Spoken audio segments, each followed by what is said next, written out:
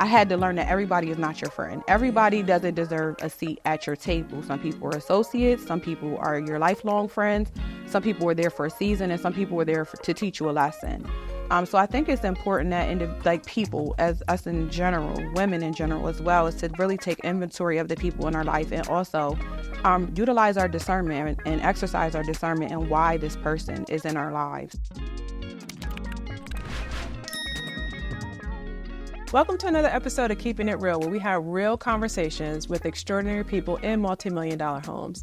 Before I introduce my guest, I first want to thank our sponsors for helping us pay for this episode: Top Construction, Allstate Insurance, and Fidelis Mortgage, as well as my personal real estate business. And now let's get into it. Have you ever had a situation where you were in a friend circle, and then as you start to evolve, you realize that the friends that used to be your friends have changed, or have you changed? For example, your friends in college, you hit it off very well, and then all of a sudden, one of you get married. Then the dynamics start to change.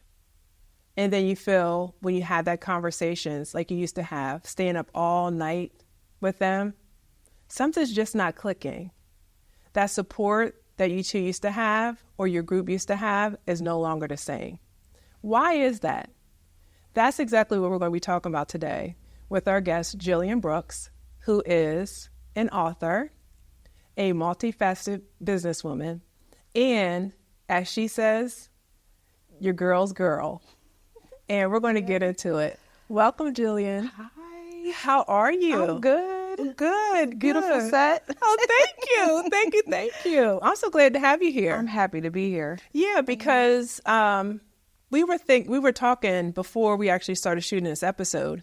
Like, okay, so how did we meet? Right? We were just trying to figure it out. You're like, I don't know. And then I started thinking, you know why, or how we met was the fact that I'm drawn to people that are just naturally dynamic, right?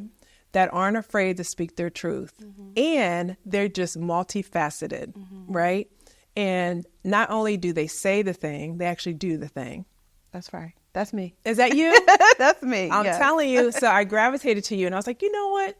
I want to check her out. And then we connected on IG, and I saw that you were doing your podcast, right? Guided by Jill. Yes.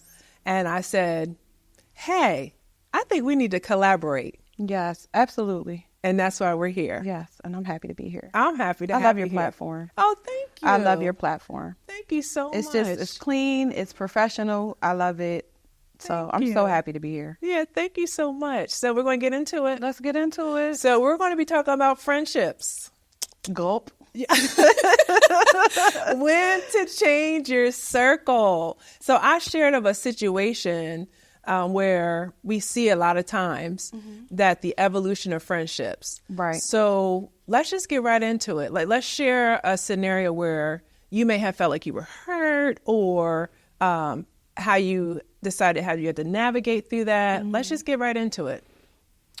So in regards, I think friendships for me is a touchy subject, because I feel like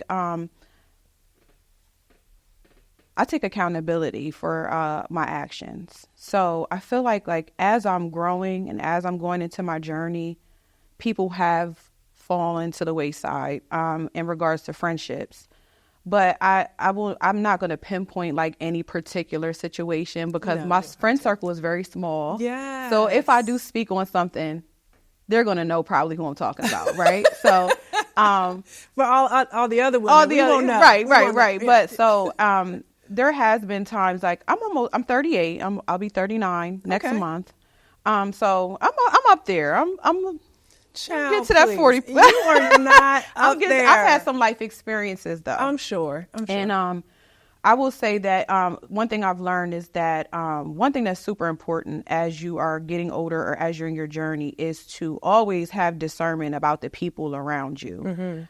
So of course, like you said, there's people that we become friends just because the energy is right, or we met somewhere and we just hit it off. And sometimes I don't think subconsciously that we take inventory on that person and why they're in our lives. And so this is something that I'm learning to do as I've gotten older, is that when I meet people, I had to learn that everybody is not your friend. Everybody doesn't deserve a seat at your table. Some people are associates. Some people are your lifelong friends. Some people were there for a season, and some people were there to teach you a lesson. So I think it's important that people, as us in general, women in general as well, is to really take inventory of the people in our life, and also utilize our discernment and exercise our discernment and why this person is in our lives. You think all women have discernment? I think it's in all of us. I think just like any tool or just like anything that you do, you should exercise that tool or utilize that tool of discernment. And I don't think a lot of us even maybe don't know that we have it, or we don't know how to utilize it. That's a fair point. Yeah, because I think, so just talking about discernment in itself, I do believe that you have the ability to discern. And I think this is what I found to be true. Some people are gifted to have a higher sense of discernment. Absolutely. And so you may hear people say, I'm an empath, they can feel things, right? I also think you can train yourself to be that way just through meditation. The more you meditate, just really look inside of yourself. I truly believe that, through that experience of that time, you start to feel. You start to feel it. And you exercise it, right? Or the stronger that your relationship becomes with your higher power, you start to learn to go to him first, right? Before you act on your raw emotion. Because our raw emotion, yes, you can be an empath, you can be all of these things, a people person, you could be all of these things, but if you're not protecting yourself first, and that's to go to your higher power and say, why am I having this experience? Why is this person in my life? Why, right? Yeah. Or are they allowed to be here? Then you will experience these situations where you become hurt, you feel used, you feel abandoned, all of those things.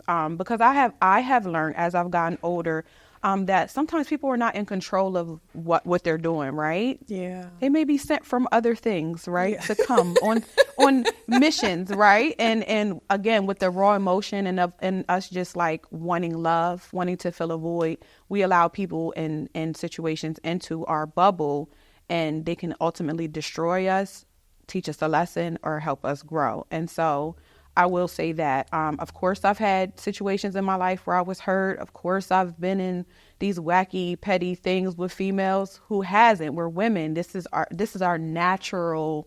Fair. That's who we are naturally. But to say and pinpoint exactly like that, this person hurt me, I take accountability for that because I allowed that person into my life, and it was a lesson for me. And hopefully, they walked away with a lesson as well. Yeah, so that kind of sums that up for me. I don't like to pinpoint and say, oh, this person hurt me or this person.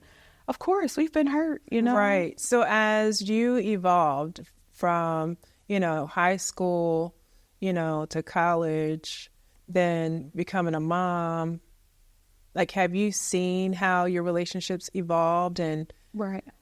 how did you learn that, okay, the people that are in my life today, right, are here for just that season versus the ones that are here for a lifetime? Right. So I want to reiterate, I want to go back on something. I actually went to high school, became a mom, went to college.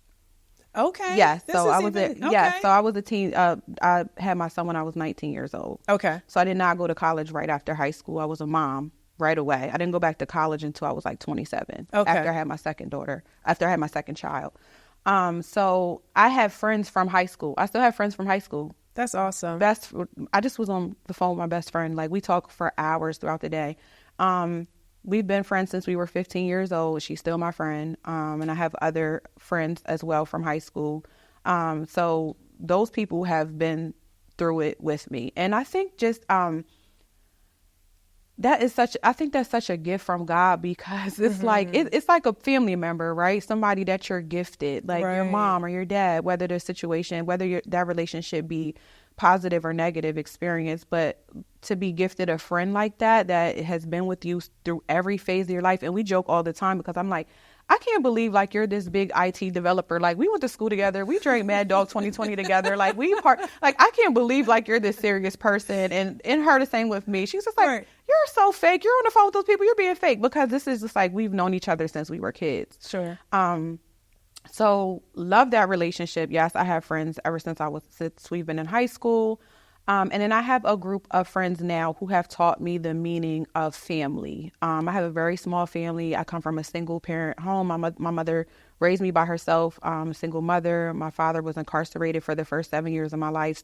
And then after that, he went off and, my mom raised me by herself. Very small family, but my friend group that I have now, they taught me about like sisterhood. They taught me how to travel, because I used to travel a little bit, but when I met them, we did traveling on a whole nother level. And it's now like they're like my family. And we, they invite me to things in their family that are very intimate and private, and I get to experience and learn those lessons of what like larger families look like, because I didn't have that. So yes, in that journey, it's just like, you have people and things in between that happen. But, I'm very optimistic. I'm a very optimistic person. Same. Like, I try to look at the good in everything. I will be petty, though. I'll have my moments of petty and be like, I remember that, or I see somebody. I mean, God is working on me. He's working on me. He's working on me. So I'm not going to say that. I won't say that I don't have that pettiness in me, because I do. But I'm very optimistic, and I do value where I'm at right now and the relationships in my life right now. Good. So share a time when you knew that you had to separate. Mm-hmm. Yeah. And how did that feel? So there was a time in my life when, like I was telling you before, like how raw can we get? I lived a wild life. So I'm from uptown Harrisburg, and I've done some things that I'm not proud of. So there was a time in my life that I lived a life of crime. And during that time, I had a lot of people around me. Yeah. A lot of people around me that, we did some things, We did some things. And you think that these people are your friends, and you think they're going to be around forever, and you think they're your ride or die, and they got your back, and that's not always the case. And I had somebody at the time who was also in the street, and he sat me down and he said, Gillian, he said, you are such a beautiful girl. Why are you doing the things that you're doing? Thank you. Mm-hmm. He said, you're beautiful. You can go to school. You can get your degree. Why are you doing the things that you're doing, and the people around you, if you get in trouble or when you get in trouble, because it's only a matter of time. Not if, when. When. These people are not going to be there for you, and they're not going to be here for your son. And it really he changed my life. He changed my life, and he's no longer here. He has passed away because of the life that he chose to live. And so he stayed in it, but said, hey, you need to get out. Yeah, he had a real conversation with me. Yeah, he had a real conversation with me, and I'll never forget him. And it made me then, when they say when you keep knocking, when God says keep knocking and he'll open those doors for you, things started to happen around me where one by one people started to drop off in situations, because God was elevating me. He was putting me in a place, where I would succeed and I would excel. And so people that really, really know me, they know this side of me. A lot of people that are new don't know this about me. But anybody that knows me, if they're watching, they're like, oh yeah, she's telling the truth. Like you know what she's talking about. And so, I had to let go of a lot of relationships during that time. And I love these people. We had fun. We had a good time, and we did it all. But it just was not conducive to the lifestyle that I wanted to live. And I thought about my son at the time, and like, if something was to happen to me, who would take care of my child? And I didn't want to leave that burden on my mother, because my sister had already passed away, and she left 5 kids. And my mom was helping with those, her 5 children. And then here I am being wild and free and doing these things. And then to leave my son, I knew that was not an option for me. So for you, here we are. Changing your circle saved your life. Absolutely. Absolutely. Because if I would have continued on that path with the friends, with the men that I was dealing with, I would have been in prison, or dead, honestly, if I would have continued the path that I was on. So was it the conversation that you had with him, or did your family attribute to you wanting to change your circle to live a better life? Not my family so much, because I was the means of survival for my family. So I think my family knew that that wasn't the best thing for me to do. But when you're from these environments or these places, this is all people know. This is all they know. They don't know anything different. I'm a first gen college student. So your family's not saying, oh, stop and go to college. We can't afford college. We can't pay for college. And so I don't know. I'm grateful that that person saw that in me to have that conversation with me, because nobody else was going to have that conversation with me. And then my poor mom, she didn't even know what I was doing. She had no clue. Yeah. And it's crazy, because you are probably if you had to put a face to, you don't look like what you've been through. Oh, right. Absolutely. Yeah. And I need to share with the people that are watching. I had no idea we were going to be having this conversation. It's about changing your friendship. All I know is I wanted to talk about changing how do you know when it's the right time to change your friend circle? Yeah, but this is going to touch somebody, like you said. It is going to touch somebody. Yeah. So, what did it take to get out of that situation? You know what I mean? To change that circle. And just God. Did you ever feel like you needed to go back? Just God. I think just having faith in my higher power and removing myself out of environments. It wasn't like, you see these things on TV and they're like, oh, if you leave, this is what's going to happen. It wasn't anything like that, honestly. It's just like, hey, I'm not participating in these things anymore. Right. And then, it wasn't like you see on TV. No. Right. Because that's all I can relate it to. No. No. I think a lot of people from my neighborhood probably has lived this. Now, we won't get into detail, but it's nothing crazy. It's nothing too crazy, but it's just, you're doing things you shouldn't do. But I was around people that this was acceptable. And so just, I remember giving back everything that I owned, and got from that lifestyle. And I started completely over, moved back in with my mom, lived in her basement, and started a new job. And I remember I was walking at one point with my son, and people were like, why is she walking? And why is she taking the bus? And I completely just said, I'm done. I don't want anything to do with any of these prior dealings. I'm just going to go and really get my life together. I went back to school. I got a job, which ended up being my career for the last 18 years. So I worked in healthcare for the last 18 years. My son is 19. That's awesome. So I worked in HIV and infectious disease, and I started as an outreach worker. I used to pass out condoms outside, and then it went to me becoming a case manager. And then I said, I really, really like healthcare, and I really, really like infectious disease. And so it started my career into working in infectious disease with hepatitis C. I ended up going back to school and minoring in epidemiology. Wow. And it was just my life. Like, everybody knew I was the HIV lady. Like, everybody, really? If you needed to get tested for STDs or HIV, I worked at the clinic, or I worked as a case manager, helped people get housing. And so it really, it was the best thing that ever happened to me, was to really pull myself up by the bootstraps and change my life for the better. Mm-hmm. And, like I said, I was first gen college student, and then my son is now enrolled in college. So he's going to school in the healthcare field. Post. Yeah. You're grieving the growth. I'm not, he's already been home twice this week. So, but yeah, so, it just took me to take the steps to make those changes. Mm-hmm. And, my husband says this all the time. He says this, my husband has a similar background as me.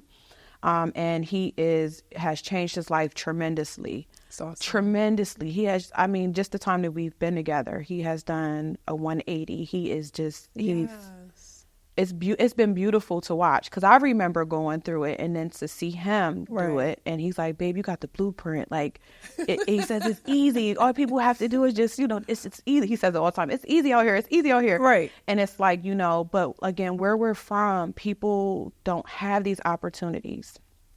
And then the segue into the work that I do now is create educational and career opportunities for individuals in underserved areas. So, the college applications and the, the navigating the resources and if I get a no here, you can go here and get a yes, and so it really contributed back to, everything. Right. But changing your circle, right? And changing the people around you, people who have a bigger, they have more. I love people that have more than me. I'm not no hater. I love to be around women who have more than me because it makes my vision for life larger. Right.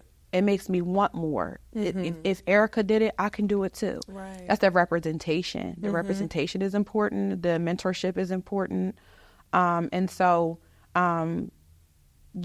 removing, not to say that these people were bad. It's not, take accountability for my action. It just wasn't the lifestyle that was best suited for you. Right. That wasn't your purpose. That wasn't for me. Yeah. No. So then to the person that's you, when you were, in the streets, what do you say to that person that wants to get out? Right. Change. It's scary. It is scary. You're I going think it's from, okay, I'm living this fast life. Right, a fast life or a fun life. What do I say is this, like, if it's something that you want, just do it. Just make that change. There's steps, of course. There's a process. There's a blueprint, of course, but you have to want to change first because, if you don't want to change, then nothing's going to change. But if you want to change, all you have to do is take that first step, and I see it with the students I work with all the time.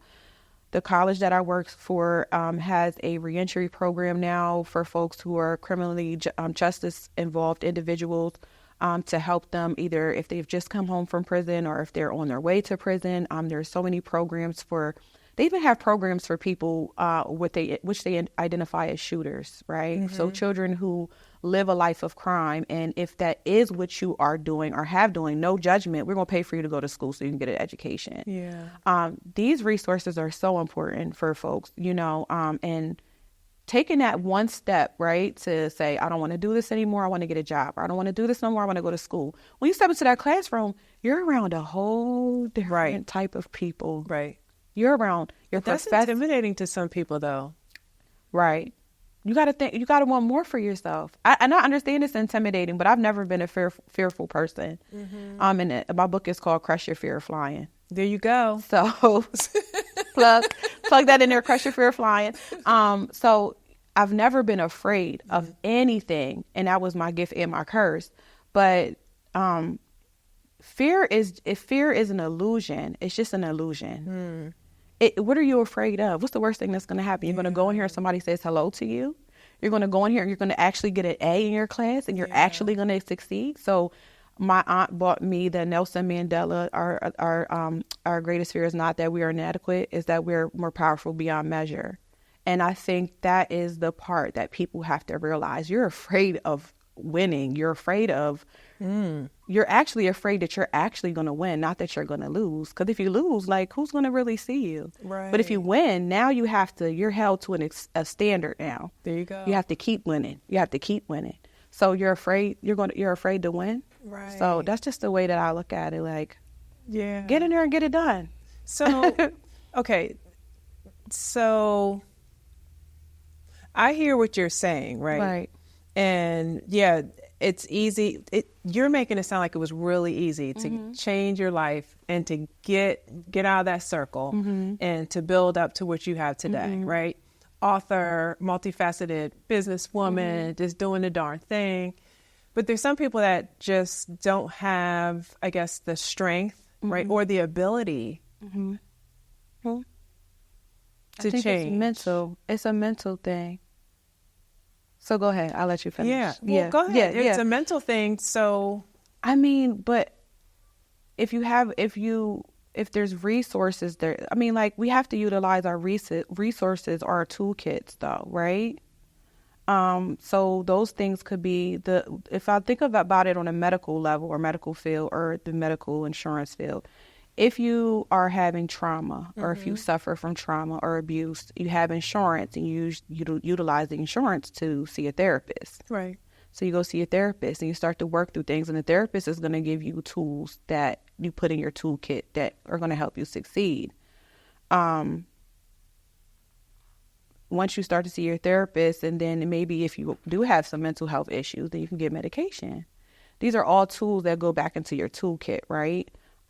If you need a car, or if you're having transportation issues, if you go see somebody, whether it be at a community resource, organization, or you go to either your healthcare provider and they help you get get transportation, that's one more tool that you put in your toolkit. So, I mean, if you don't, I'm not sure what you're asking. Like, I'm not sure. You have to utilize the tools. Right. So how does someone that doesn't know about those resources get them? Because there are situations where I've seen where, someone wants to change their life, right? And they may feel as though they don't have the ability to because they don't have those resources. Mm-hmm. That's what I was at the question. So where do you start? Like the first step? Where do I start, Gillian? Like, where do I start? Right. Yeah. So that thing that everybody's on all day long. They're on this thing all day and they spend hours upon hours. Right. That you can make millions of dollars off of that. Mm. So if it starts with Googling, we can sit online all day. We can find out what's going on with Ray and Sally over here. You were saying no.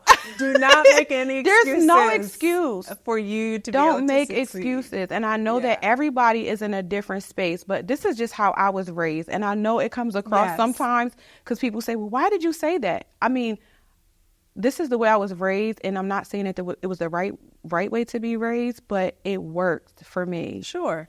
Because I learned how to navigate. And I found that people are so interesting. They can navigate everything else. Right. Except what's best for them. We can figure out everything. I have friends that could tell you all your business probably. They could tell you everything that's going on with Erica.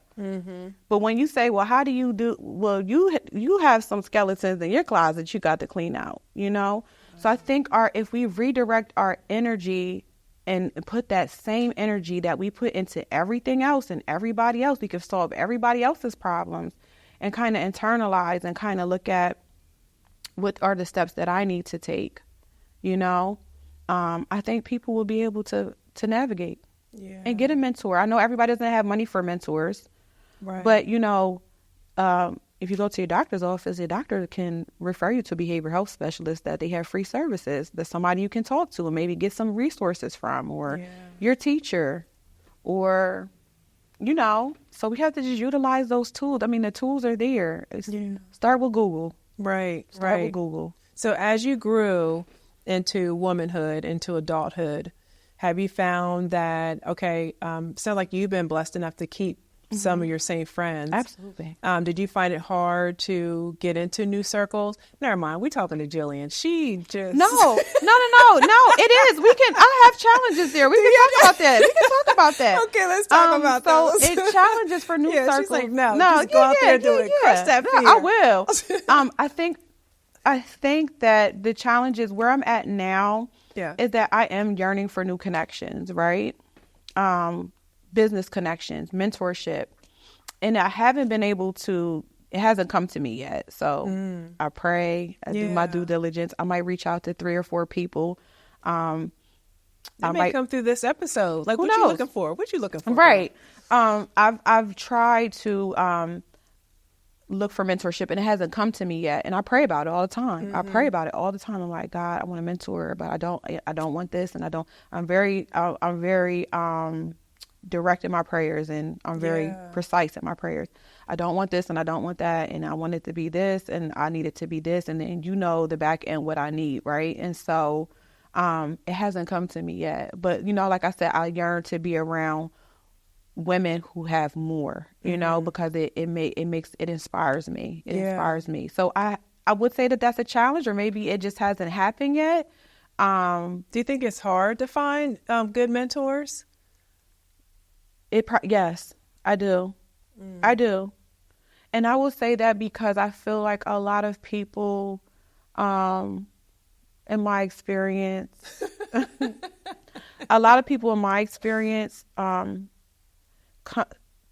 they come in with their baggage. Well, don't we all have baggage though, Gillian? We do. You're nice. You know what? Yeah. It's funny that you said that because I get that a lot. Yeah. I'm too nice. Yeah, there's nothing wrong with that. Yeah, I'm too nice. I will say, though, if I was in a role to be a mentor, in which I am, I have people to come to me all the time. Right now, I am not taking anybody to mentor or coach right now. My books are not open because I have to work with the things that I need to work on my baggage. Yeah. Things that I may have picked up in the last 2 years, maybe. Mm-hmm. So there was a time that I was coaching. That's one of my businesses. I do business coaching, do life coaching. But right now I'm not taking any clients because I'm taking the time to fill my cup. I'm going to therapy. I'm working on my foundation of my family, this is my second marriage. Working on building my marriage, a strong foundation. My children are in different spaces. Yeah. I'm not going to stretch myself thin to say just to keep my business, on the forefront right at this moment, because my kids' sanity and my husband's sanity is more important to me at this point in my life than mentoring. Mm-hmm. So I feel like you can take what you can kind of. No, this is great because I think it has a lot to do with what you said, right? Mm-hmm. You don't have the capacity to bring on and help somebody else, right? To be a mentor. I'd like to ask you, is that the same thing as friendships too? But to finish my thought, because you're pouring into your husband, into your children, and into your profession. So you know that, hey, for me, my bandwidth is I'm at my capacity. Yeah. So I think that's to be commended because I think a lot of times we try to put on way too many hats and we're not able to give ourselves the oxygen we need in order to be effective for the people that our loved ones need as well. So what about friendships right now? Because I think as adults, it's hard for us to navigate that and to actually allow other people in. And then if I want to get really granular, it's really hard for women. Right. Really hard for women. So how do you navigate that? I am, like I said, in a space where, pouring into everything else and in my family, and pouring into my family structure. So I do tell my friends, I send a text message out to my friends, like at the beginning of the semester, because now I'm in school to get my master's now. This is my second time around because the first time didn't go well. So I told them, I said, hey, my friends do a lot. They travel, they brunch, they going bowling, they doing everything. So I said, hey, I'm getting ready to lock into my master's program. I'm not going to be answering text messages. I'm not going to be available to do all of these things. I'm trying to save up for a house. We want to relocate.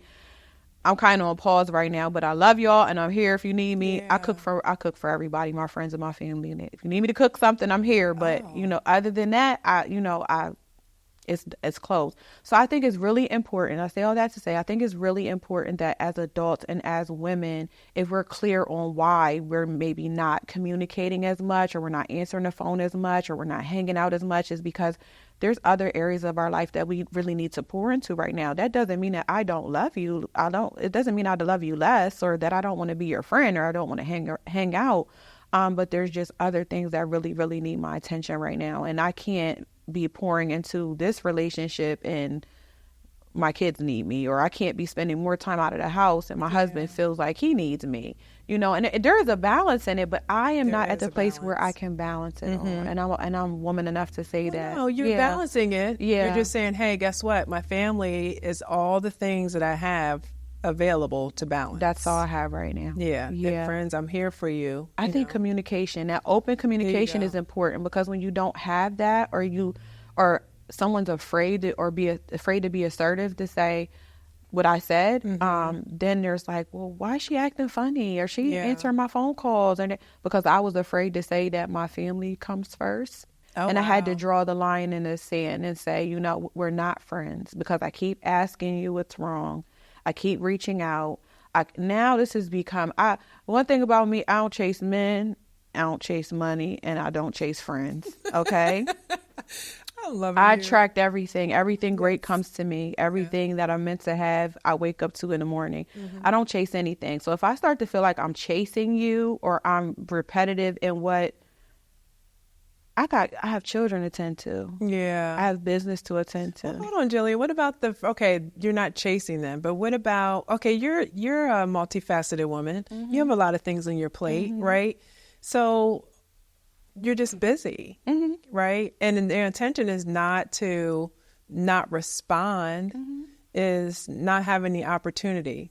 But saying it out loud, I'm thinking, okay, if I'm giving you something, hello, you can take 2 seconds out of your day. 2 seconds out your day.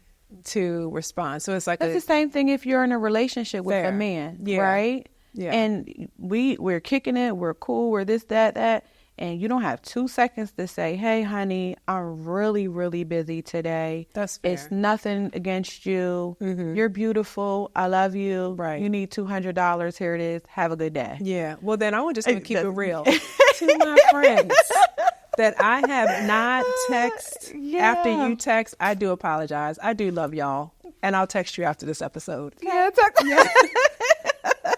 So sorry. Yeah. It's just, I didn't even think about that way. So thank you for that. Thank you for that. Just like take 2 seconds, or, I understand everybody's busy, but I'm busy too. Fair. That's fair. And my friend, and like I said, my friend I was talking to, we talked for hours on the phone, and she knows if she doesn't hear, you know what I mean? You take the time. So I had time today because I was off today. So I'm going to sit on the phone with my friend because she's not as busy. She might not be as busy as I am. But I'm going to give you this time today. I'm intentional in the time that I do make for the people I love. You get what I mean? Or my friendships, or, I'm intentional about that. Okay, it's Monday. Call your mama. You ain't talk to your mom, Yeah. So if I keep reaching out and I've texted you 5-6 times or called you and I don't get a response, then... and it's months of this, then I have to draw the line in the sand and say, you know what, I love you, but I'm going to have to. Because you almost feel as though you're being taken advantage of. Oh, you're taking me for a ride. Yeah. I don't care. You don't care as much as I care about you. Or something is there. And not even that, something's wrong. And, something's wrong, but you're not able to share. You're not able to communicate it. Yeah. Blink twice if you're in trouble. Something. Right. Yeah. Something. Okay. Yeah, that's, you know what? Thank you for that. You're welcome. Because we're keeping it real. We're keeping it real. We're taking accountability. We are taking accountability. I did not know it was going to be in session today, so stop it. Stop it. So what about the friends or the people? We'll just make it in general. You see those friendships that are toxic, and yet they just remain as friends. We all know it's time for them to just... stop it. Just to stop. What do you say? Have you experienced that? What would you say to those people? Well, what my husband would say, because he is my shout out to He's your accountability partner. He is just the best. I did not know boundaries before I met him. I thought that I was supposed to, because that comes from trauma, that comes from that void in childhood, those voids in childhood, right, of wanting to be everything to everybody and wanting to be accepted. And I thought I had to make myself available to everybody because if I didn't, I would be a bad person. And he tells me, so what? Who cares? If you have to protect your peace, Gillian, you have to set boundaries. If you don't like the way you feel when you leave this person or this environment or this encounter, then that is not for you. You don't have to deal with that. And so he taught me have it. They just got it naturally. Yes. And he's a Gemini, so let's even. Men do have it. They are just unbothered. They are. That's the one part of being. I wish sometimes that I could have that. That men have is the unbotheredness. Yeah. But he taught me boundaries, and so I don't remember the question exactly. So toxicity in a friendship. Like, how do you let that go? Right. Like you don't owe this person anything. This person may have been there for you, like when somebody in your family may have passed away, or maybe they loaned you money or something like that. But if you don't like the way the relationship is going, or just like if it's an intimate relationship, let's have a conversation. And if the behaviors continue, then I have to remove myself from the situation, And I'm grateful for that, learning those boundaries and learning to be assertive when it comes to my piece. Because I could be assertive about everything else, business and this and that, work. I could do that easily. But when it came to my personal boundaries and what I allow people to do those things to me, it was just open, open house. It was just free for all. And so I'm going to have a conversation with you if I feel at this point in my life, if I feel as though you continue to still exert those behaviors, then there's nothing for us to, we're going to have to go our separate ways. Right. But when I see people that are in those vicious cycles, they just don't have boundaries, just lack setting those boundaries for themselves. And like I said, intimate relationships, friendships, work relationships with their children. You see people's kids run all over them too. And that is true. Yeah. It's okay to have boundaries. It is okay to have boundaries. So you look like someone that has a bright light, right? Your light is shining bright. Yeah. Thank you. You're welcome. So how do you navigate? Right. The moths coming to the light. Yes. Yeah. So. She said the moths. The moths. Yes. Yeah. And my good friend Asia said that to me. She said, you're a bright light, and bright lights attract moths too. And so again, back to that discernment piece. And I think I was at one point, even, if everybody wanted to be my friend, it could be my friend. If a man wanted to talk to me, he could talk to me too. Everybody could come, Right. It's enough for Jill to go around, but I learned that bright lights also attract moths. Right. And you have to look at a person's intentions. And if you want to be my friend, really, really, really bad. Why do you want to be my friend really, really, really bad? Like, do you think that I'm going to help you? Do you want me to mentor you? Do you think you're going to get something free? Right. Do you think just being around me is going to, open up doors for you? I have to take inventory on that when people come around now. Before it was like a free for all, and I got burnt every time. And so if I meet you and you're coming on as my assistant for my job, for a business, yes, you have to stay as my assistant in business.